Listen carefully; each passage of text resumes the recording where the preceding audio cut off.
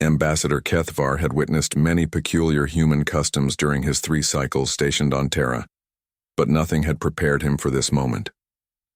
The massive Vorthak delegation stood frozen at the entrance of the Grand Assembly Hall, their razor-sharp claws involuntarily extending as ancient predatory instincts screamed warnings through their neural pathways. Before them sat 200 humans, calmly consuming their meals while surrounded by the galaxy's most feared apex predators.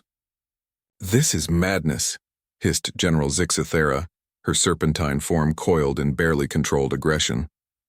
The Naga warrior diplomat had conquered 17 star systems, yet her voice trembled as she observed a human child no more than 10 cycles old, casually offering a piece of bread to a massive Kadaran bearwolf sitting beside her chair. Captain Sarah Chen, the human liaison, noticed their hesitation and approached with that characteristic human smile that had unnerved diplomats across 3 sectors.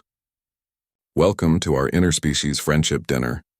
We're so glad you could join us. Please find your assigned seats."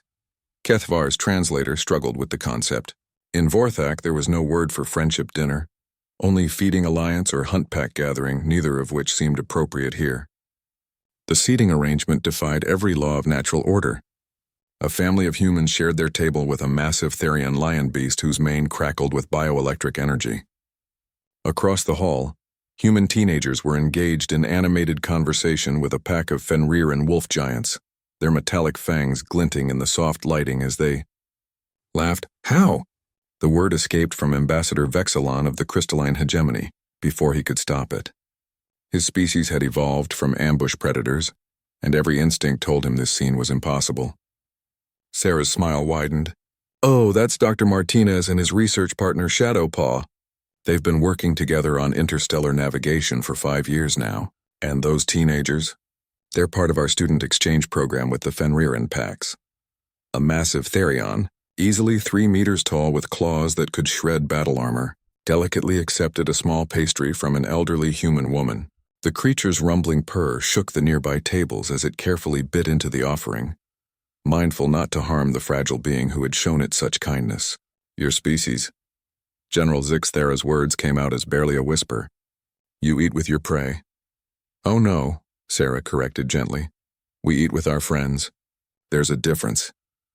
The distinction was lost on most of the alien delegation, but they watched in horrified fascination as the impossible scene unfolded. A human child had fallen asleep against the warm flank of a Vorthak warrior, whose species was known to hunt sentients for sport on their homeworld.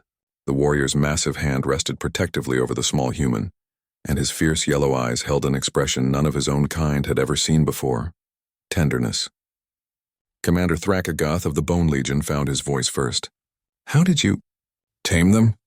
The question caused an immediate stir among the predator species present. A Kodaran's deep growl rumbled through the hall and several Fenriran ears flattened against their skulls. The temperature around the Therian tables rose noticeably as their bioelectric fields spiked. Sarah raised her hands peacefully. "We didn't tame anyone. That would be insulting to their dignity and ours. We simply chose to see beyond the surface." She gestured to a nearby table where a human scientist was showing complex mathematical equations to a group of fascinated Naga scholars. Dr. Petrov there discovered that the Naga mathematical system is actually more efficient than ours for quantum calculations.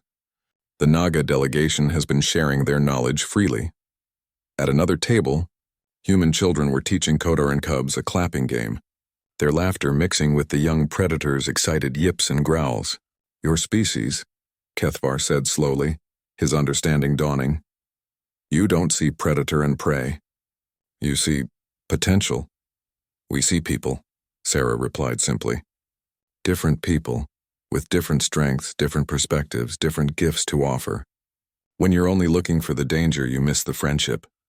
A commotion arose from the main serving area. A massive Therian had accidentally knocked over a tray of desserts in its enthusiasm to help serve. Immediately, a dozen humans rushed over, not to scold or retreat in fear, but to laugh and help clean up the mess. The Therian's bioelectric mane flickered in what Kethvar now recognized as embarrassment, but the humans simply patted its massive shoulders reassuringly.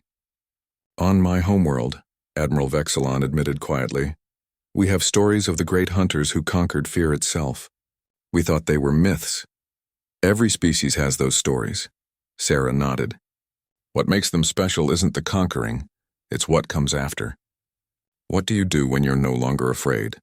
The answer played out before them in 1,000 small moments. A Fenriran pup teaching a human child how to howl properly. A Naga elder sharing stories of her homeworld's ancient poetry with fascinated human teenagers. A grizzled Kodoran veteran allowing human children to braid flowers into his massive fur, while he recounted tales of distant stars. As the evening progressed, the alien delegation found themselves drawn into the impossible harmony.